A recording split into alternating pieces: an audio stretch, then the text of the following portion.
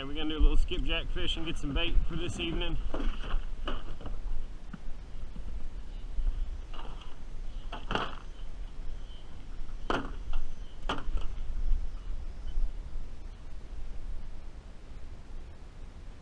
a sabiki rig on here, or a homemade one with 3 crappie grubs. The skipjack are busting down here.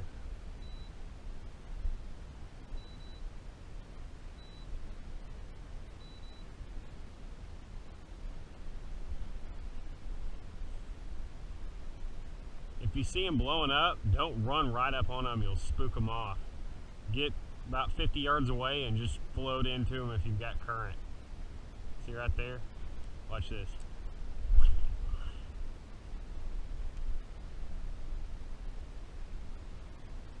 I may have missed them. We'll get them though.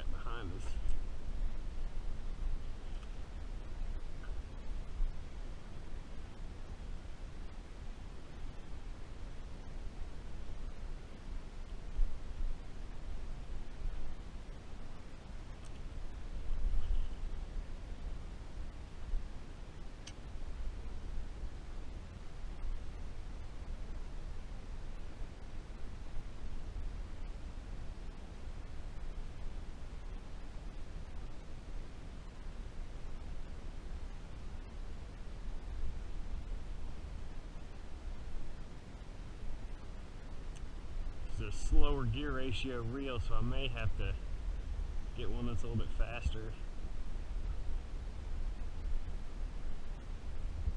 Skipjack are very speed sensitive on the baits. Sometimes they want it super creeping on the. Alright, so I'm spot locked right next to the boil. There's another bait catching tutorial.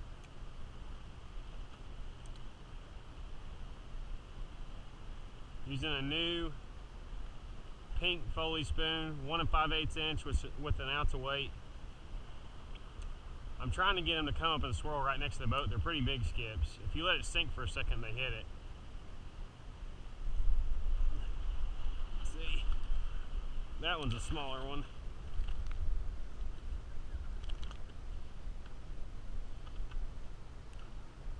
See, I'm loading up.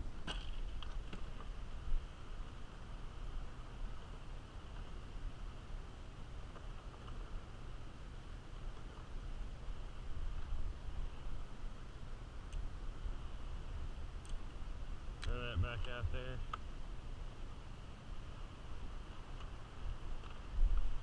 Every cast.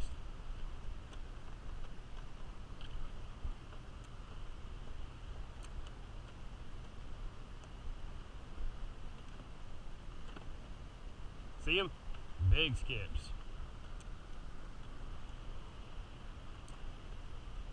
Let it sink. Pop, pop, pop. Reel.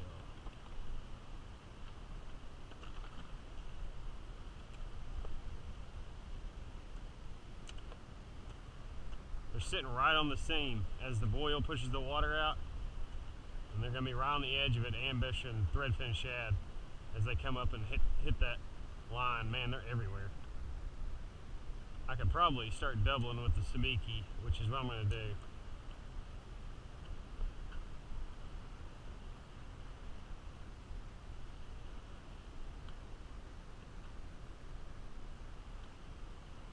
Look at that. Boom. See how he whooshed out into the current? I love catching these things. It's almost as fun as catching the big fish.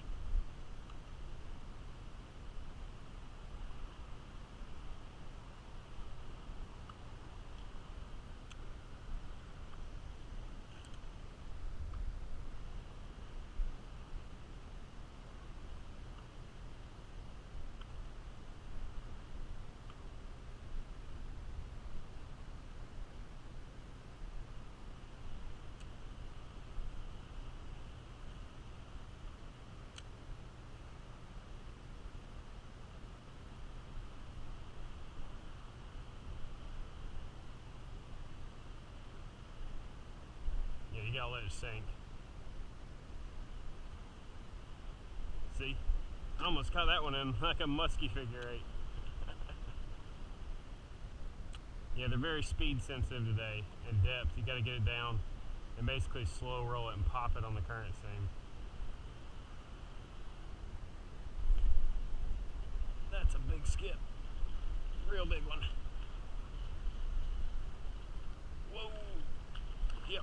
Oh, I love these things.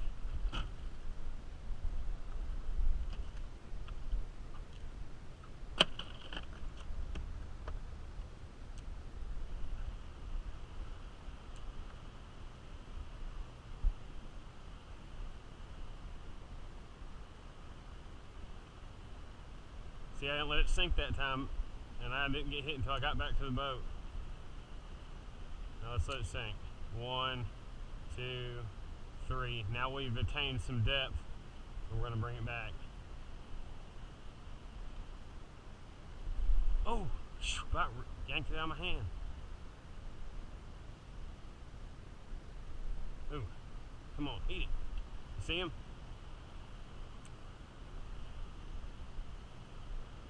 Let's do it again. 1, 2, and that's moving it down. All right, let's start now.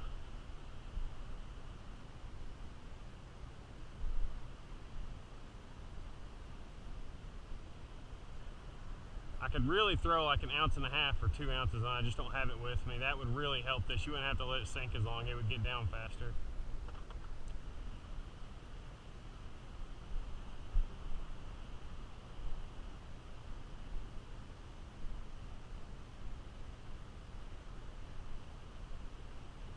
See, you didn't let it sink. Let's do a long bomb down the seam.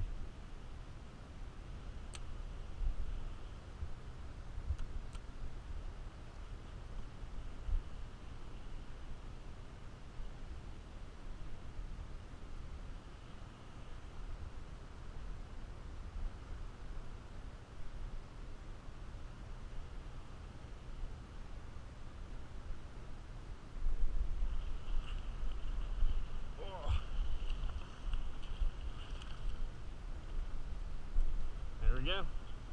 Bait.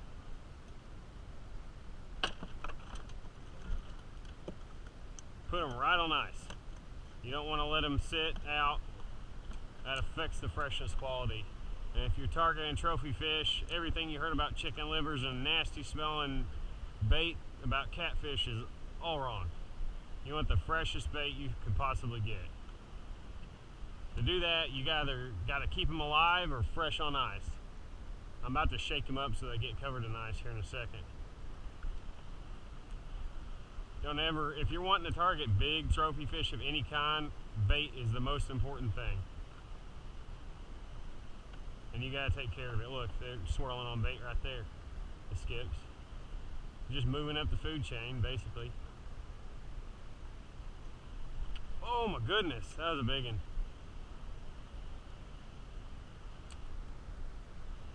I may back myself out of this seam a little bit because seems like they're sitting right on it. Oh man, he hit the weight. All right, we're backing out of it.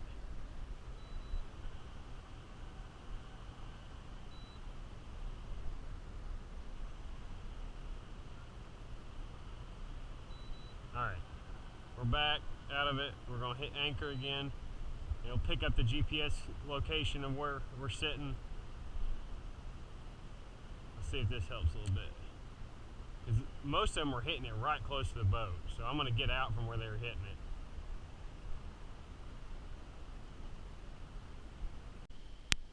it. Doing a little anchor fishing this evening after catching all those fresh skips. Big giant storm rode through, and this is the tail end of the front. It's moving out now. I mean, it poured for about 2 hours, hour and a half, 2 hours. So we're out here right about at dusk on the Tennessee River. The structure we're fishing this is a big 40-foot flat on this bend of the river, and then it drops to 62 right here. And we're sitting right up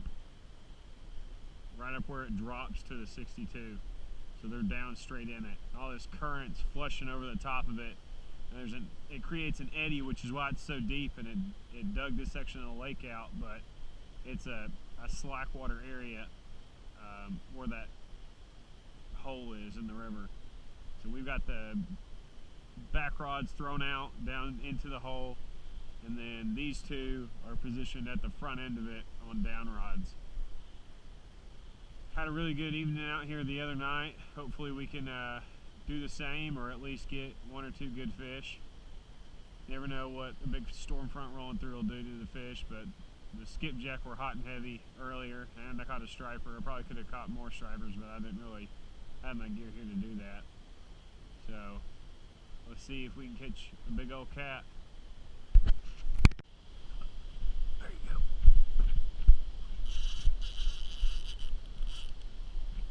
Small fish.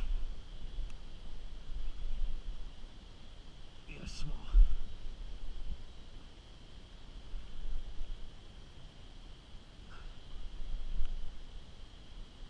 Dink.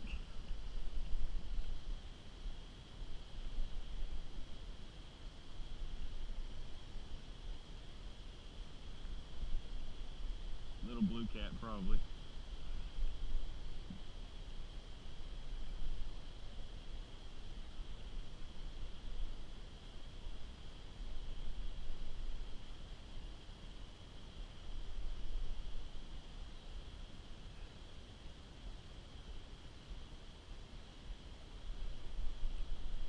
Open their mouths in this current and they turn into a 5-gallon bucket. Just dead weight. Squirrely. And a little loop-de-loop.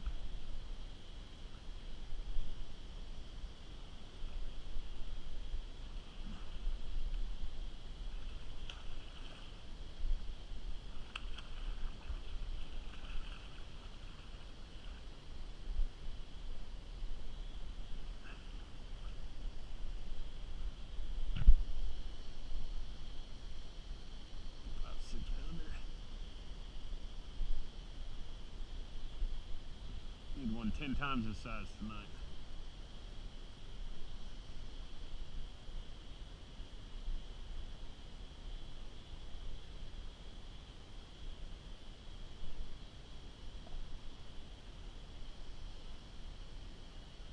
You didn't have an eye on that side.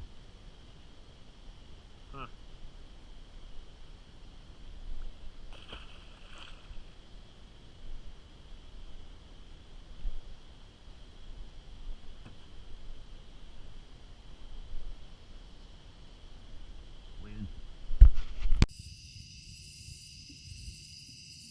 Got another one on.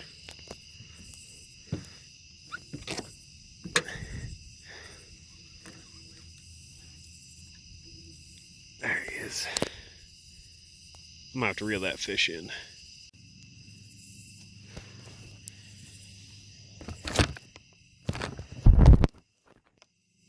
Had to wait until a storm finally got out of here. Had a bunch of fronts moving through, but got a pretty good takedown as soon as I got set up.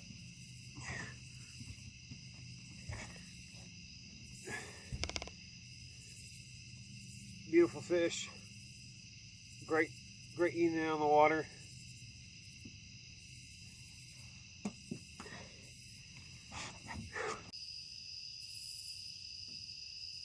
Good, and he pulling a little drag in the rod holder.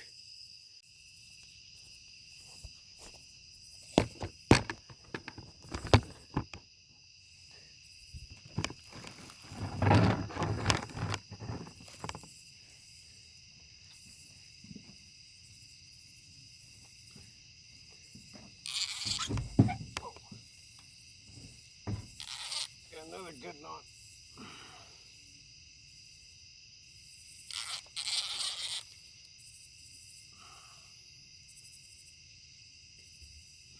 I'm putting quite a bit of heat on him and he just ain't moving. There's so much current. I think he's in one of these back lines where I'm about to get a double again.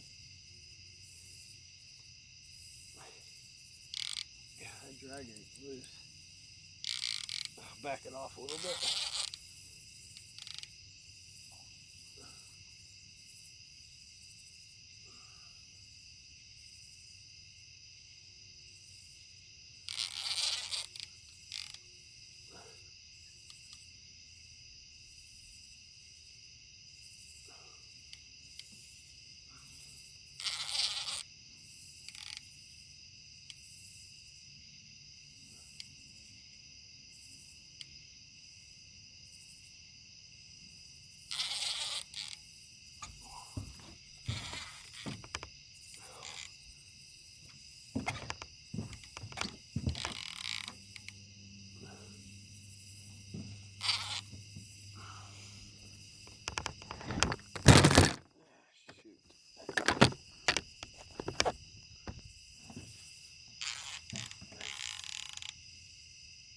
Man, he just ain't moving.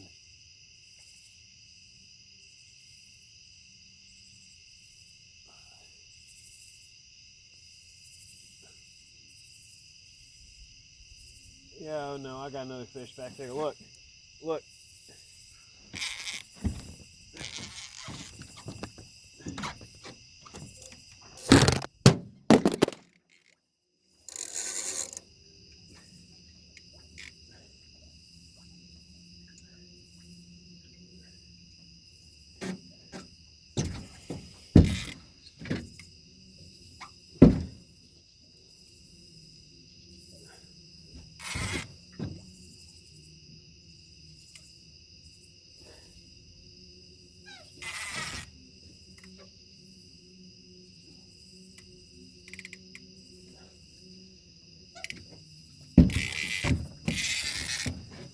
Dang. Hey, one line.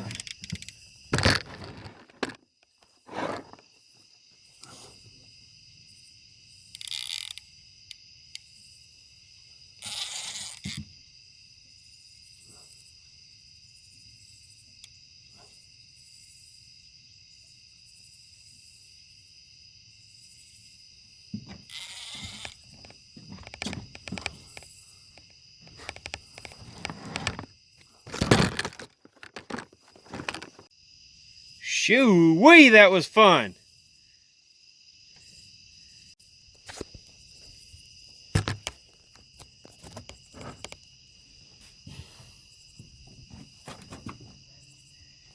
Well, this is going to be challenging. Whoa. What's up?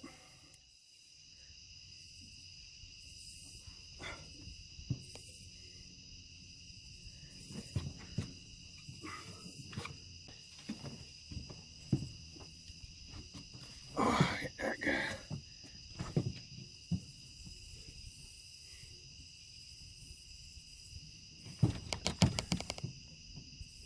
All right, don't let that one go.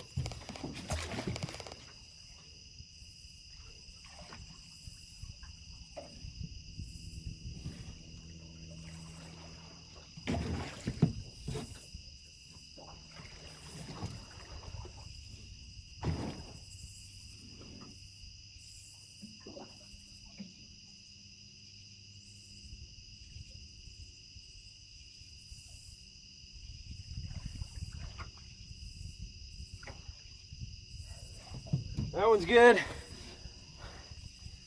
Get this guy.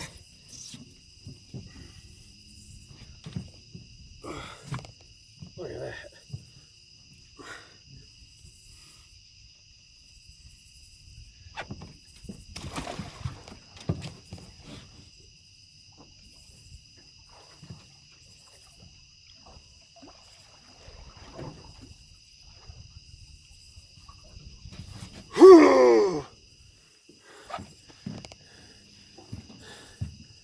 Man, that was wild. Talk about crazy. That's how you do it, folks.